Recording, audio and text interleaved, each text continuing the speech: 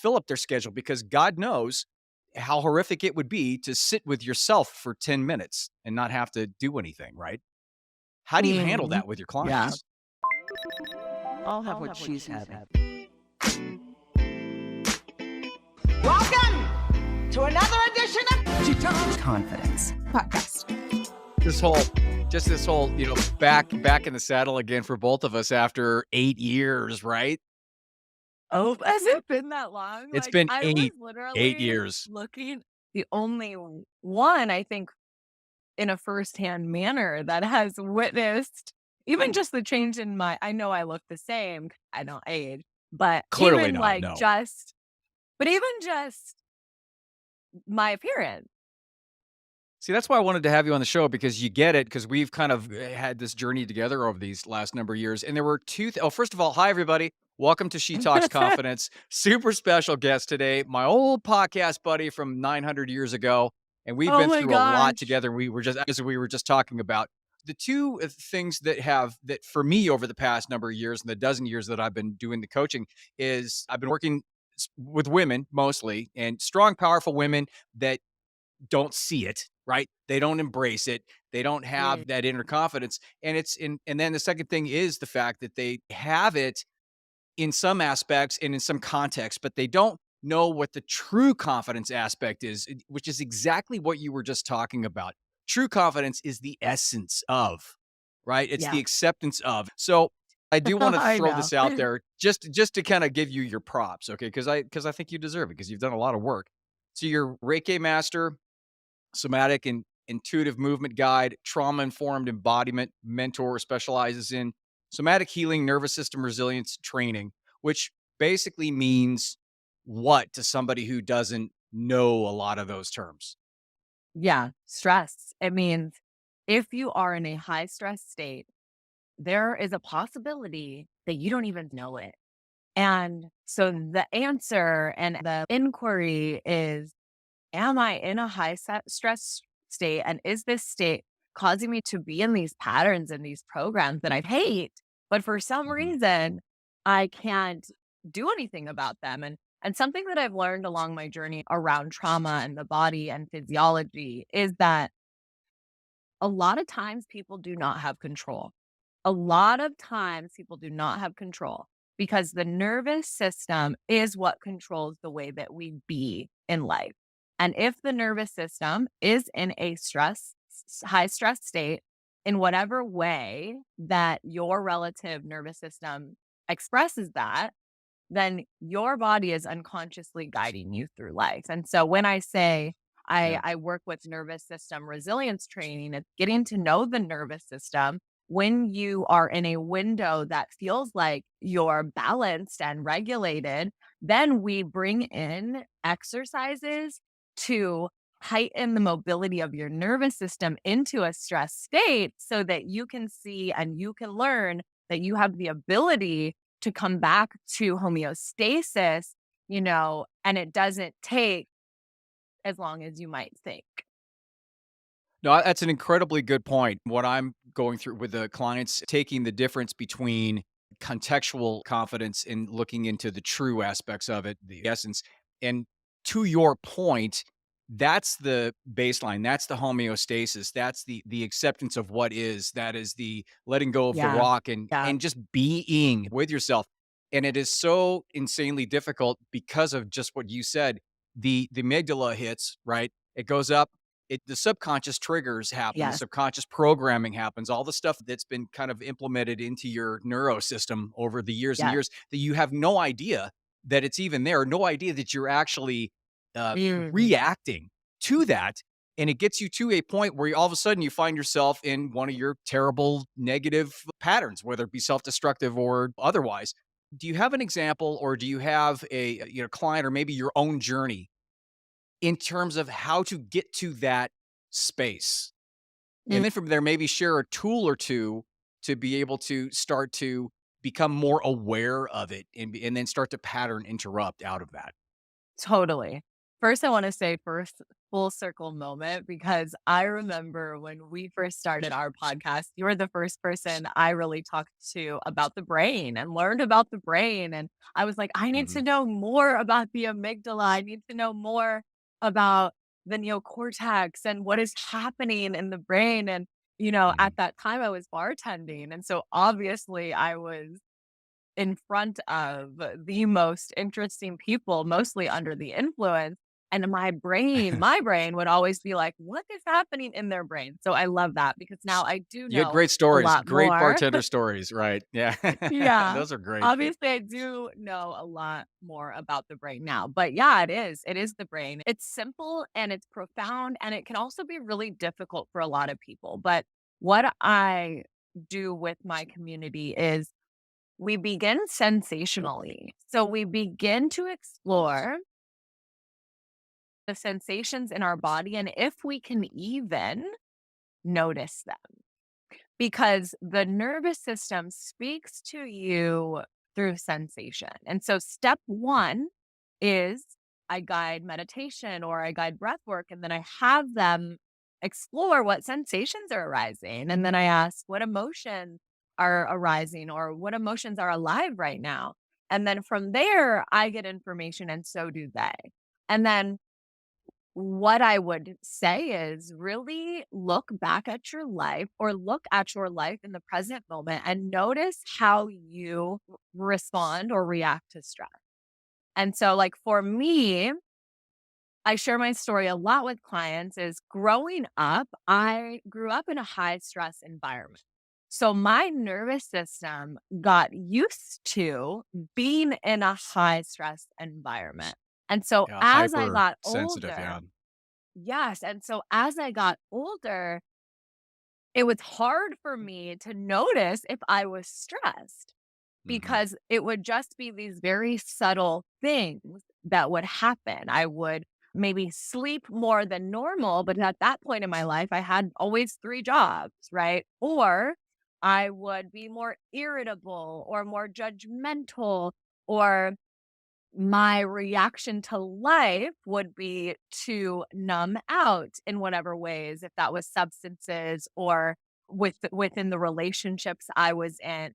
And so you have to really put your finger on how are you handling stress. So to go back to my story, I disassociated a lot when I was little to Mhm. handle with stress. And so getting older and into my adult life, I continued to disassociate, but in the form of distraction or overstimulation that would keep me away from the body in stress. And Right, then so it from there, as an example of yeah, that, which is very good, very, very good point, you're taking yourself and it's substituting external stimulation. What's a good example of that? Of taking it and overstimulating from an exterior type of a thing? What's a good yeah. example of that? It happens all the time. People overbook themselves, their schedule. They overbook their schedule. They plan trips, they plan coffee dates, they're exhausted, they work out twice a day. They don't ever block out their calendar because they are trying to distract themselves from the body's sensations that are trying to alert the human mind that we need some support. And it seems like that would be a downward spiral big time because you've got that internal energy that needs to be reconciled. You've got all the external stuff that's taking all of your energy away. It's like a double downward spiral when it comes to that. Which Totally. leads to what? Leads to total breakdown, I would assume. Yeah, it does. Or it just leads to more subconscious space in the brain that guide life rather Mhm. than conscious and specifically created pathways, intentionally created pathways that guide the lives that we want to live, right? Or that guide the confident human that makes decisions based off of who they desire to be, right? Rather than who they are, who they were, and how they have protected themselves in the past. So when they disassociate like that, how do you get them to start to get back into their body and to accept it? Yeah. Because that's the hard part that I found. A lot of times my clients come in and the reason why they're disassociating, the reasons why they're taking it from an external validation thing is because they don't want to face the energy. It's scary. There's a lot of fear involved. There's a lot of things Yeah. that are coming up and especially with the women that I found that are 30 and older, like 30 to 40-ish, because all that stuff seems to there's an identity thing that happens at 30. And I don't know if you went through it or something. It's kind of like a quarter life type of a thing that all of a sudden a lot of things come to light and a lot of energies need to be reconciled and they don't know how to do it. It's sort of bubbling up. Mm. And so that's what they do. They go out and they fill up their schedule because God knows how horrific it would be to sit with yourself for 10 minutes and not have to do anything, right? How do you handle Mhm. that with your Yeah. clients? Yeah. So clients come to me, we begin with meditation. And there's this technique that I teach them. It's called the bean technique. And one of my teachers taught it to me. And it's something that I have used like every single day for the past 5 years. It has completely changed the way I view myself and the world. But why I use this technique, it's basically a mantra based technique where we recite I am or the word aham, which is Sanskrit for I am, for we start at 10 minutes. That's all we do. And we recite it in the mind. We do that every single day for that week. And then when we meet, we speak about what comes up, what distractions perhaps arose, and so what this technique does, it's more of like a mental and an emotional, I don't want to call it a detox because the point is to notice these the mindset that we carry and the emotions that we haven't let go, been with, and then we release it. So it's like we Mm. look at everything coming to the surface and then we release it. And so meditation can be really hard for a lot of people. It was really hard for me when I first started exploring it, Mhm. but Mhm. it gives you so much information. It gives you so much information about yourself. And then also, 2 weeks will pass and all of a sudden you're not drinking as much coffee. All of a sudden you're not drinking as much wine. All of a sudden you're having really conscious conversations, or you met a friend or a potential partner that really aligns with who you are, because the defense mechanisms that we have in our energy field that are put there by our nervous system are slowly breaking away. And so it's not easy to explore how is my nervous system right now and what can I do to open it up. There are multiple things you can do, but what I do is I say, sit down, you Mm. are okay. You are not broken. What are your goals? What lights you up? Like, what do you want to work towards? Okay, let's start with meditation. And if you can commit to 10 minutes of meditation a day, then we're going to get the information we need to point us in the direction about what we got to do next week. And then the week after, it's like this gradual exploration of self. It is not this huge, immediately impactful moment. Yeah, the epiphany thing. Isn't that's a huge, huge thing in what we do and with our clients is because clients come in and even if it's a 6-week program or something, they expect after 6 weeks they'll be cured. I mean, literally cured of something. First of all, you can't be cured of what you're dealing with. It's just process. The second thing is trying to sit there and talk to them and convince them that this is a lifelong journey. You're gaining Oh, tools, you're yeah. gaining experience, you're surrounding yourself with the right people, you're starting to become in touch with yourself, you're starting to be able to know what grounding is, how to get there, and then to work from that point onward. Mm. The one thing that came up for me when you were speaking is the meditation is so hard for, first of all, for everybody at the beginning. There's so many people that get so discouraged, and I'm sure you see this as well because you just mentioned it in terms of your clients going, "Oh, I can't get anything out of it," or "Oh, my mind's racing." Well, that's the point. The point Yeah. is that you have to be okay with that happening, and the funny thing is that you realize more and more how crazy your mind is when you do try to sit down for just 10 Yeah. minutes to be able to do that, right? That how do you Yeah. do you have to Mm. do something to keep your clients in the loop in terms of or, like, committed to that because that's the hardest thing. And I got to be honest with Yeah. you, with my clients, because I give them options of journaling or meditation or affirmations. I think meditation is insanely powerful and I do it every day, but it's a commitment and it's not easy. How do you keep them committed when they come to you and Yeah. say, "Oh, this isn't working"? People will come and they'll say, "I don't want to sit with my thoughts." And Mhm. that is information alone. And I'll be like, "Well, Yeah, what for thoughts do sure. you think are gonna come up?" And I was there and not to veer off, but I had a realization. I sat with ayahuasca for the first time a month ago. Mm, And I had a realization that was very similar to when I first started meditating. I was afraid to see what was going to come up in my mind. I didn't want to sit with my thoughts, the regret or the shame or the doubt and the ego, whatever. And I was terrified going into this medicine ceremony. And what I realized coming out of it is like, I was so afraid to be with these made up things that my mind made up that weren't true about me. They weren't true because it was actually really pleasant to be with my thoughts. And so I say all that to say is if you are one of those people that are a little hesitant to be with your thoughts, it's like your thoughts are creating this story that is way more extreme than it really is because your mind is intricate, your mind is brilliant. And although there's mindset work and there's all this stuff to shift the way that we think.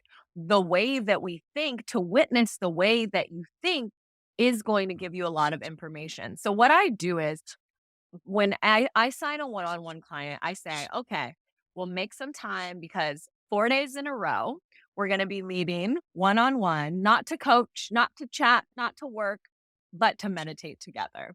And so mm. I kind of teach them this meditation and I'm by their side the whole time, at least for 4 days. Because it's simple, but also we get distracted, the phone rings, our kids come home, and whatever that is. Mhm. And so I say, plan 30 minutes for a call. We're going to meet at 3 p.m. every day for 4 days. And then this is the technique you're going to be doing our whole relationship together. And then I have a guided meditation that is the same technique that I also give them to use on the days that they do it without the guide. And so I allow them to ask the questions. I allow them to express after the meditation if it was easy, if it was hard, if it was gratifying, and whatnot. And really, it is what it is. Like, I don't need you to be good at meditation. I just need you to do it. And I need you to trust the process. And I need you to be really patient because, again, when I took my first meditation course with Emily Fletcher, who's incredible. I paid like $378 for this 2-week course. I think I took the payment plan option because I didn't really have the Mm. money at that time, and it absolutely changed my life because I committed every single day to it. Did it change my life in that moment? No. But I can tell you looking back, that was 5 years ago, that it absolutely laid out the foundation for the conscious human that I try to be most of the time right now. That's the old Confucius thing about how do you move a mountain one stone at a time, and Yeah, you can't just sit there and lift it up. You talked about commitment, you talked about awareness, you talked about reframing, you talked about all those programs. I call it the movies in your mind. The movies are running, but you can change the reel, and that's the thing that a lot of women strong and powerful and very confident women that are leaders in industry and they still deal with this same thing. They still deal with the yeah, imposter syndrome. They're still dealing with these things in the mind and these programs in the mind that aren't theirs. They didn't create them. They didn't put them in there. It was just from the old neuropathic highways that got laid there when they didn't realize what's happening. So that's the totally. hardest part. So I thank you very much for all of that. And I would say that if somebody were to come up to you, not a client, and just say, and they know what you do, right? And they say, "Listen, I want to do something that's fast and easy and get the ball rolling and all this kind of stuff." What would you suggest? Yeah. I would say breath work. I would say it's going to be a process, but if you want to meet yourself in a confident moment, in a quick way that might last, it might not, depending on what you do with the information that you get. Let's do 30 minutes of an intense breath work technique that is going to move some energy within the body. It's like doing a 30-minute hit workout. After that workout, you feel so good and confident. Same with breath work. But again, it's like the choice is yours to do with what you learn. That's another thing right now in the wellness space is like there's these breathwork techniques or breathwork sessions that are like super cathartic and they're so intense and you just kind of cry and you scream and it feels really good afterwards because of course it does. But are you receiving information or are you just Mhm. receiving the sensational experience? And or what are you doing with the information that you're receiving? That's kind of where I'm at in my practice right now is integration is like the most important thing to build confidence. I have viewed the word confidence in a very different way since I've learned about the body. Confidence is safety in the body. It's the way you feel in your nervous system. And that doesn't mean the way that you look. It doesn't mean if you like the way that you look. That's not it. And I mean, there's some things that tie together there as well. But confidence is safety in the body. When you meet someone who's just like smooth and collected and is just like grounded, it's because their nervous system, is really open to their environment and they feel safe in their environment and they feel safe in their internal environment as well. It's the same thing. I break out my confidence into two parts. There's a little c confidence, a lowercase c, and that's contextual. That's, Mm. more related to competence than confidence, but people get those confused all Yeah. the time. If they feel like they're confident in something or if they're going to a party that they don't know anybody, they're like, "Oh, I don't know." You don't have to necessarily be confident in, being a party or social person. That's the lowercase c. It's very contextual. It's very situational. The uppercase C, which is true confidence, is the essence of yourself. It's the contact, it's the grounding, it's the understanding of you whole and complete. That's it. From that mindset comes because everything's connected, obviously, right? So it's from that mindset, mind, body, soul. Everything gets integrated into that, and everything gets settled into that, and that's your baseline, and that's your foundation, and that's where and that has everything to do with the nervous system because once you have that essence and you accept that for what it is and you accept yourself for what you are, who you are at any moment, at any time, then that starts to calm everything down and then impacts the nervous system and then and then enlightens the soul and everything kind of comes into being. Can you stay in that 24 hours, 7 days a week? That'd be great if you could. We all have to Mhm. deal with crap that comes at us all the time. And a lot of times we'll Mhm. react and what it and that's not the point. The point is not to react. The point is to do your reaction because a lot of times your reaction is based on the ego stuff and your defense mechanisms and all that. Once you do react, though, it's a matter of pattern interrupting before you go down that hole where the patterns of the neural pathway patterns took you before. Now, because you're more aware, now because you've done meditation and things have opened up and you have a better understanding of who you are and where you're at any time, Yeah. then you can start to pattern interrupt those things and say, "Oh, wait a minute. I don't want to do that. That's not going Yeah. to help me out in the grand scheme of things." That's the essence of true confidence. It's so interesting because kind of like we were speaking in the beginning, I always knew I wanted to hold space for people. I always knew I wanted Mhm. to be a coach. And this was before the coaching industry was possible and even like popular. Also with my voice and with the podcast. Like we started our podcast like 2015. That was like 2015. 2015 and Yeah. before that, I was on an internet radio, working for an internet radio network. That was before podcasts were a dime a dozen, and so, you Yeah, know, yeah. it's cool to feel the evolution of my essence, but it's also really gratifying to know that my essence has always been my essence. Like That's such a great point, though. You, Lexi, now is you how you were. It's always been yeah, there. It's a matter of grounding yourself in that and making it more of a whole and complete system. Now you can go off and mentor and teach, and that's what yeah. you've been doing. So, and that's great. So, how can somebody get a hold of you to do breath work, to do meditation, to go through your process? So right now, Instagram is the best place to get a hold of me. My Instagram is Lexi.Rodriguez.Smith. Just send me a message on the DMs and we'll chat.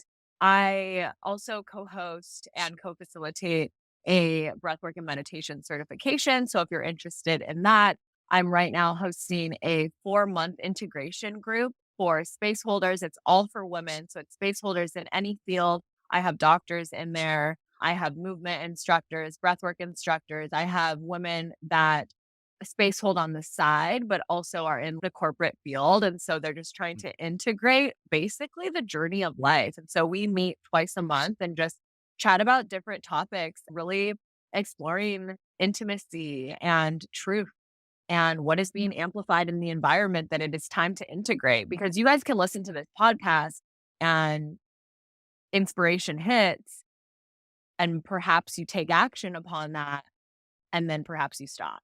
But like, what is it that is putting you in that freeze state? And so, yeah, I also work one-on-one with people. And so if you're interested in exploring breath work and meditation, elevation, embodiment, psychedelics, anything. It's always good to talk. It's been a while. It's been too long, obviously. Thanks, everybody. If there's any comments, questions, whatever, this is the new. Oh, by the way, for the record, this is the last show that I'm putting up in Surrounded by Idiots. So you have bookended. So we started out in Walk of Shame. We went to Surrounded by Idiots. This is the last show that I'm posting for Surrounded by Idiots. It will sunset after this. I've started the new She Talks Confidence. It's on Buzzsprout. It's on a new platform, but it's on every platform. You can find it everywhere, plus a YouTube podcast. But this will be the last one. So I figured, how appropriate is it that you are on you had the first show 8 years ago, and it'll be the last show on Surrounded by Idiots, and now I'm starting a new thing. Oh my gosh, I love that so much. And Surrounded by Idiots, can I just say, little aggressive, but the best podcast name I still have ever heard of. Seriously. Thank And it you. was Thank you. so relevant to like my life, but I'm just less aggressive when I'm sober. Yeah. Just kidding. So thanks, Lex, again. And everybody, you. if there's any issues or conditions, quality questions, whatever, just let me know in the comments, and I'll get back to you. Take care.